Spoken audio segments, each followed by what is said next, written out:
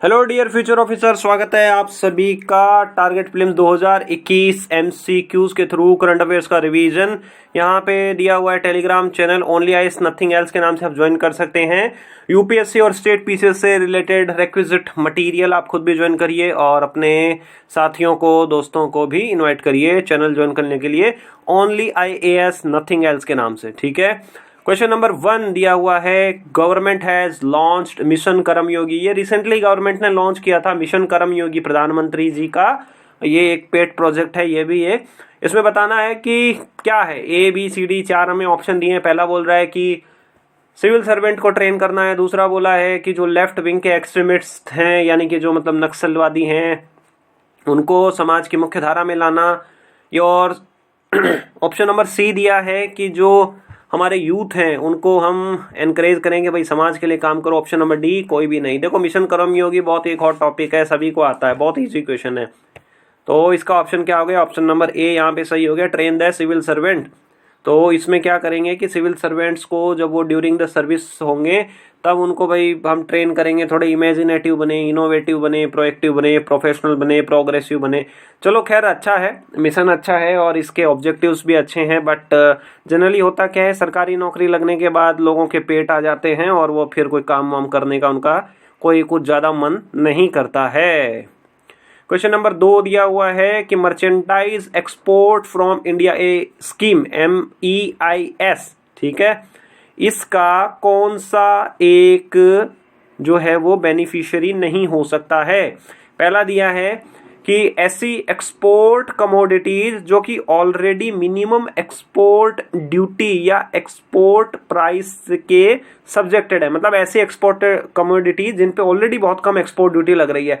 दूसरा बोला है कि एक्सपोर्ट जो कि ट्रांस-शिपमेंट होते हैं, मतलब मान लो कि कोई चीज है वो जापान से आ रही है, फिर इंडिया के अंदर आ गई और इंडिया से उसको जो है वो यूके जाना है। ठीक है, इस टाइप के आइटम्स जो है वो MEIS के अंदर जो है फायदा नहीं ले सकते हैं। तीसरा बोला है कि ऐसे एक्सपोर्ट जो कि फ्री ट्रेड जोन या फिर वेयर हाउसिंग जोन के अंदर है तो वो भी जो है फायदा नहीं ले सकते। देखो बेसिकली क्या होता है, ये merchandise export from India scheme क्या है कि देखो, भारत से हमें ज़्यादा से ज़्यादा एक्सपोर्ट करना है, उसके लिए कुछ ना कुछ जो है वो जो ड्यूटीज़ लगती हैं, जो एक्सपोर्ट ड्यूटीज़ लगती हैं, उनको वापस दे देना। अरे जनरली समझो ना, आप कुछ भी करते हो, पेटीएम करते हो या बाकी जो अदर होता है गूगल पे या एटसेट्रा कुछ जो होता है, तो उन पर वो कैशबैक टाइप का सिस्टम आता है।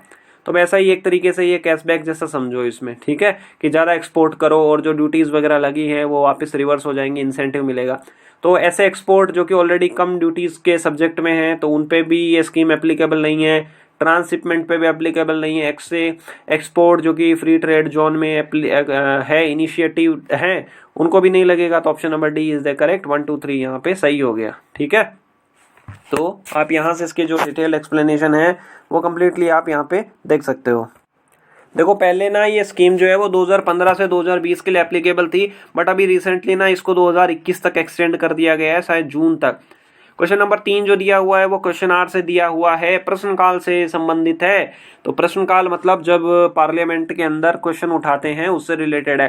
पहला स्टेटमेंट दिया है कि पार्लियामेंट के पास अपने कॉम्प्रिहेंसिव रूल्स हैं, चाहे जैसा भी एस्पेक्ट आए क्वेश्चन आर का उससे डील करने के लिए। क्वेश्चन नंबर 2 दिया है कि पार्लियामेंट की प्रोसीडिंग बिना क्वेश्चन आर के शुरू नहीं हो सकती है।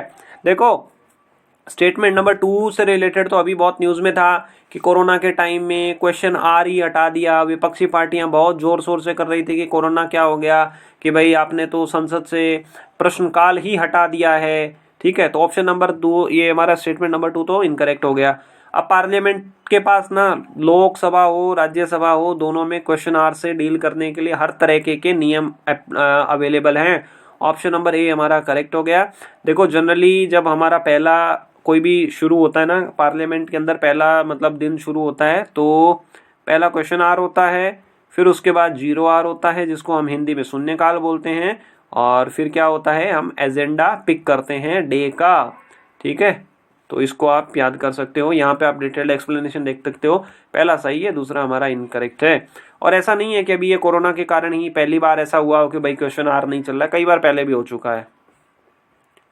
क्वेश्चन नंबर 4 देखिए, supply chain resilience initiative SCRI recently news में था, ये किसके बीच में है? India Japan Australia, India USA Japan, India France Germany, India Nepal Bhutan. देखो ये ना सही क्या होगा ऑप्शन इसका, इंडिया जापान एंड ऑस्ट्रेलिया, इन्होंने सप्लाई चेन रेजिलियंस इनिशिएटिव बनाया है। कारण क्या है, देखो दुनिया भर में आज ना जितनी भी इकोनॉमीज हैं वो किसी ना किसी तरीके से क्या है कि चाइना पे बहुत डिपेंडेंट है। चाइना की सबसे बड़ी ताकत क्या है कि वो रॉ मटेरियल यानी कि कच्चा माल जो है वो भेजता है, बहुत ज्यादा एक्सपोर्ट करता है चाइना।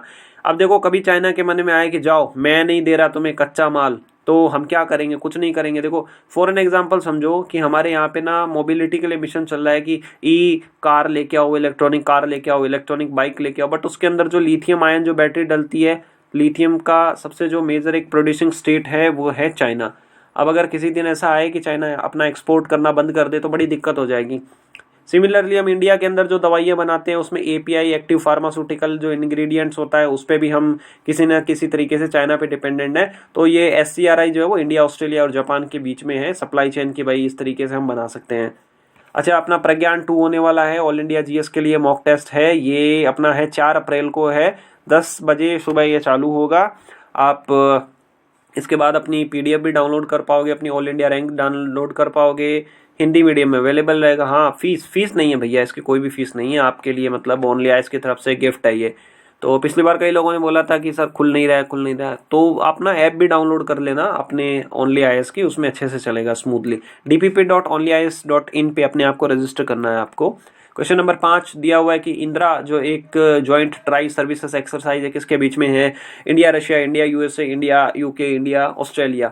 देखो इंदिरा है तो इंदिरा में IND तो हो गया अपना इंडिया का, ठीक है। RA से आप थोड़ा समझ सकते हो कि ये रशिया के बीच में ही होगा, रशिया का है तो इंडिया और रशिया के बीच में है। ये क्या है? एक ट्राई सर्विसेज एक्सरसाइज है इंडिया और रशिया के बीच में, तो यहाँ से आप देख सकते हो, ठीक है।